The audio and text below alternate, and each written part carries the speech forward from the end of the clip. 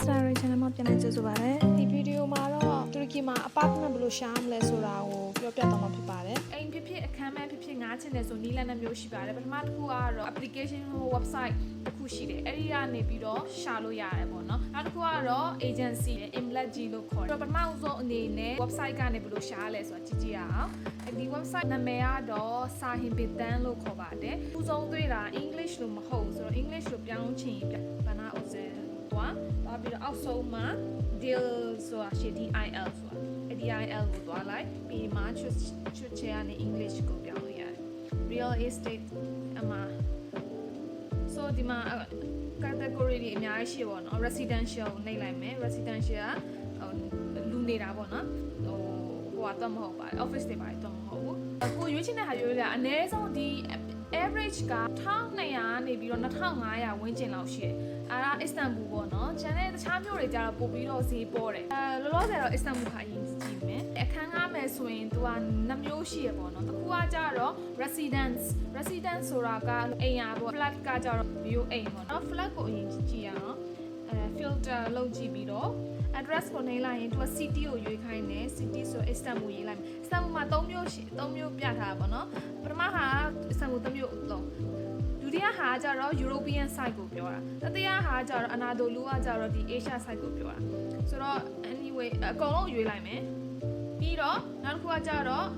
ရက်ကွက်ပေါ့ရက်ကွက်လိုမျိုးရွေးရတယ် Fatih လို့ရွေးလိုက်မယ်အဲ European side ပေါ့နော် Fatih ဆိုတော့အမှ price ကိုတန်းနိုင်တယ်လို့ပေါ့နော်ရွေးလို့ရတယ်နံပါတ်တော့မှာက studio flat ကကျတော့ 1+0 ဆိုတာကအခန်းကျယ်တစ်ခုပဲပေါ့သမင်းချက်တဲ့ဟာရောအိတ်တာရောအဲ့ခန်းရောအခန်းထဲမှာအကုန်လုံးတကားမရှိဘူးပေါ့နော်အိမ်နာရီချုပ်ခန်းကတော့တွဲရှိတယ်ပေါ့နော်1+1 ကကျတော့အိတ်ခန်းတစ်ခန်းရှိတယ်အဲ့ခန်းရှိတယ်2+0 ကကျတော့အခန်းနှစ်ခန်းပေါ့နော်အဲ့ခန်းမရှိဘူးအဲ့လိုမျိုး2+1 ကျတော့အခန်းနှစ်ခန်းရဲ့အဲ့ခန်းတစ်ခန်းရဲ့ရှိတယ်ပေါ့နော်ဆိုတော့အမှ sort လုပ်လို့ရတယ်ပေါ့နော် increase by price ဆိုတော့အနေကနေအများတန်းစီပြီးတော့ကြည့်မယ်1200က 1+1 okay နောက်တစ်ခုကြည့်ရမှာကအိမ်ငားရင်တခါတည်းပစ္စည်းတွေ furniture တွေပါပြီးပြီလားမပါဘူးဆိုတာကြည့်လို့ရတယ်အဲ့ဒါကဒီမှာရေးထားတယ် furnish လားလို့ရေးထားတယ် furnish တဲ့ no တဲ့ no ဆိုတော့ furnish မဟုတ်ဘူးဆိုတော့သတိထားရမယ် furnish မဟုတ်တဲ့ဟာက1200ဆိုပေမဲ့လည်းဘာရေခဲသားတွေဘာတွေဂရင်းတွေဘာမှမပါတော့ကိုဝယ်ရမှာပေါ့နော်ဆိုတော့ဈေးနည်းနည်းပိုကြီးသွားမယ်အခန်းကြည့်ရအောင်ဒီမှာဒီမှာဘာမှမပါဘူးပေါ့နော်အိမ်နာရေးချိုးကန်ဒီ heating system နဲ့ပတ်သက်ပြီးတော့ natural gas stove လားတခြားအမျိုးမျိုးတွေလည်းရှိတယ်ပေါ့နော် natural gas stove ကပို့ပြီးတော့ကောင်းတယ် door gas လို့ခေါ်တာပြီးတော့နောက်တစ်ခုရှိတာကျတော့ central heating system ပေါ့နော် central ဆိုတော့တတိုင်းလုံးကိုသူကအောက်ကနေ main တစ်ခုอ่ะပဲ control လုပ်တာပေါ့နော်ဆိုတော့ကိုကသွားပြီးပြောင်းလို့မရအောင်ပြောင်းလို့မရတော့သူများတွေတုံးနေတဲ့ဟာကို share ပြီးတော့အဲ့လိုမျိုးနောက်ဆုံးကြရင်ပေးရတာပေါ့တတိုင်းလုံးဟာ temperature လည်းချိန်လို့မရအဲ့လိုမျိုးပေါ့အိမ်လာကတသက်မှတ်တမ်းပြောလို့မရဘူး။အသေးတို့ European side tourist များတဲ့နေရာတော့ပါတော့အဲ့လိုဆိုပို့ပြီးဈေးကြီးတယ် European side ကပိုဈေးကြီးတယ်လို့ပြောလို့ရတယ်Asia ဘက်ကိုကြည့်မယ်။ Oscuta တို့ Omrania တို့ကမြို့လေကောင်လို့ခေါ်လို့ရတာပေါ့နော်နည်းနည်း Maltepe Pendik Qatar အဲ့ဒါတွေက airport နားမှာရှိတယ်။ So Oscuta ကြည့်အောင် Oscuta က furnish လား furnish မဟုတ်လားလို့ရွေးလို့ရတယ်ပေါ့နော်ဒါပေမဲ့ကြည့်ရပေါ့ဘယ်ပိုတန်းလဲဆိုတာဒီမှာကြည့်1200နော်1200ဆိုပေမဲ့ဒီမှာ 2+1 ရတယ်တလားခဏဟာထက်ဆိုင်လေပို့ပြီးဈေးပေါ်တယ်ဒါကနေရာပေါ်မှာမူတည်တယ်အားကြောင့်မလို့ scooter ထဲမှာပဲဒီက 2+1 ဆိုအခန်းနှစ်ခန်းရဲ့အဲ့ခန်းရဲ့ပါအိတ်ခန်းနှစ်ခန်းရဲ့အဲ့ခန်းရဲ့ပါokay နောက်တစ်ခုကြည့်ရမှာကသူက deposit ရှိလားမရှိလားပေါ့နော် deposit ကရှိတယ်2250တဲ့ deposit ပေးရတယ်ပေါ့နော်တနစ်ဆိုစာချုပ်ချုပ်မလို့တနစ်စာချုပ်ချုပ်ဆိုတော့စာချုပ်ပြီးရင်ပြန်ရတယ်ပေါ့နော်အကယ်လို့ကိုကပစ္စည်းတွေဘာတွေအဲ့လိုမျိုးပစ္စည်းတွေဘာတွေရှိတယ်သူတို့ကအဲ့ဒီတွေကနှုတ်ပထမလမှာကုန်တာ3ခုပေးရတယ်အိမ်လာကပထမတစ်လစာပေးရတယ်နောက်တစ်ခုက agency ကဆို agency ကိုတစ်လစာပေးရတယ်အဲ့ဒီအပီးပေးရတာပေါ့နော်သူကပြန်မရဘူး agency မလို့နောက်တစ်ခုကကျတော့ deposit ကကျတော့တစ်လစာ deposit ရှိမယ်ဒါမှမဟုတ်ရေးထားတဲ့အတိုင်း deposit ရှိရပေါ့နော်အဲ့ဒီဟာကိုပေးရတယ် ဆိုတော့ပတ်စံကတော့အလုံးကနေတော့ပထမလာမှာထွက်သွားလိမ့်မယ်အကုန်လုံးနောက်တစ်ခုရှိတာက furnish မဟုတ်ဘူးဆိုရင်ပစ္စည်းဝယ်ရမယ်ပြုတ်ရမယ်ဆိုရင်အဲ့ဒါလည်းထုတ်အောင်ပါပဲဒီကတင်လေးပါရတယ်ဝယ်ရမယ်ပေါ့နော်ဆိုတော့အဲ့ဒါမျိုးဝယ်ချင်တယ်ဆိုလဲအဲ့လိုစာဟင်ပင်တန်းမှာလည်းရောင်းတယ်အဲ့ဒါ second hand နေပေါ့နော်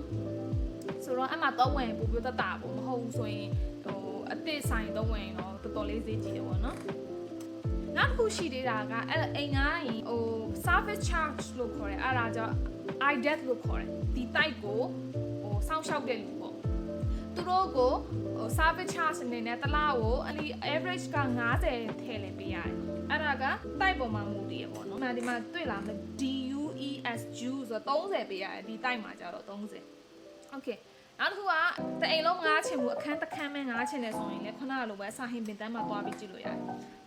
အခန်းငားမယ်ဆိုရင်သူကတော်တော်များများတော့3+1နေစပြီးတော့အခန်းလေးတွေရှိတယ်ပေါ့နော်ဆိုတော့ဈေးကကိုကဈေးကိုနည်းနိုင်တဲ့ညနေအောင်ရှာလိုက်ထားလိုက်ပါတော့800လောက်ကထားလိုက်800နေပြီးတော့1200လို့ရိုက်လိုက်အဲ့ဆိုရင်စတန်ဘူးမှာပေါ့နော် okay so look here ဒီမှာရေးထားတာ Kiralik ဆိုတော့ Kiralik ဆိုတော့ငားတာကိုခေါ်တာ Oda ဆိုတော့ရှိတယ် ODA Oda ဆိုတာကအခန်းကိုပဲငားမှာအခန်းကိုငားမယ်ဆိုတော့ကြည့်အောင်ဒီမှာတစ်ထောင်နဲ့ okay so ဒီမှာကြည့်ဖာသေးမှာဆိုတော့အခန်းကိုပဲငားမယ်ဆိုရင် तू ကfurniture ရှိပြီးတခြားမျိုးကြောင်တွေပါညာတယ်မှာပို့ပြီးတော့ဟိုကျောင်းသားတစ်ယောက်တည်းဆိုရင်တော့ပို့ပြီးတက်တာရယ်ပေါ့နော်အခုခါလေးကြာရေပုံမျိုးပါပါပြီးတာဖြစ်နေတာကြည့်အောင်ဒီမှာတစ်ခါထောင်ပေါ့နော်ဆိုတော့ description ကြည့်မယ်ရေးထားတယ်ဒီမှာတရားကြတော့ Turkish လိုပဲ Turkish ဟာလိုပဲရေးထားတယ် Google Translate သူကတဲ့3+3+1ရှိတယ်ပေါ့နော်ပြီးတော့ inclusive the invoice are all inclusive that you do not need to pay deposit or something oh this is very good Turkish လိုပြန်မယ်ဆို faturala ဆိုတာကြတော့အဲ့ဒီ gas တွေဘေးတွေဘာညာပေးကြအောင်လို့ပါမှာအကုန်လုံးပါပြီးတော့ deposit လည်းပေးကြအောင်လို့တဲ့1000နဲ့တဲ့ဆိုတော့เนาะအရေးကြီးတာတစ်ခုကအခန်း okay ကြိုက်တယ်ဆိုပြီးတော့တွားပြီးတော့စာချုပ်တွေပါမချုံနဲ့ဟိုအရင်ဆုံးတွားကြည့်တဲ့အခန်းကိုပေါ့နော်ဆိုတော့ဒီမှာဖုန်းနံပါတ်ပေးထားတယ်ဖုန်းနံပါတ်ကိုဆက်မယ်အချိန်လားစဉ်ပတ်စံပေးတယ်ဆိုရင်ပတ်စံကိုလက်ကမပေးနဲ့ဘာလို့ဆိုတော့ record မရှိဘူးလေဆိုတော့ ban နေပြီးအများလွဲပေးပေါ့ဆိုတော့အခန်းကြီးမဲ့ငါးချက်နေဆိုရင်3+1တို့2+1တို့4+1တို့ option ကိုရွေးပြီးတော့ဈေးနှုန်းနှိပ်ပြီးတော့ရှာဒီနေ့ကတော့ဒီလောက်ပါပဲအားလုံးပဲကြမ်းမှန် view ဆိုင်ကြပါ take care of yourself see you again next time bye